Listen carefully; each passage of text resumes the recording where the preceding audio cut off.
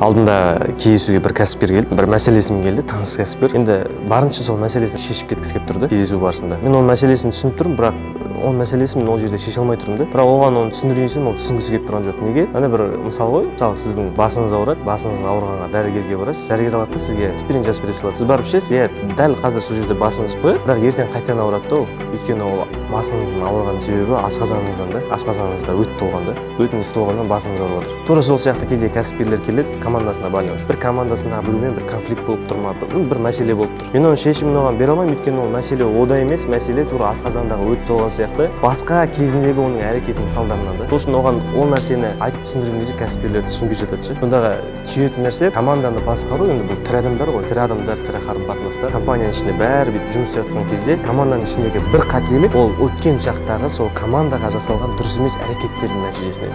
Яғни бәрі бір-бірімен тығыз байланысты. Және де менеджмент саласында бір қателікті жылдам шешуге болады. Міндетті түрде оның артында салдары бар. Ол үшін бір қателіктің артын қазатын болсаң, оның артында көптеген қателіктер тізбектеліп бір-бірінің артынан тіреліп тұр.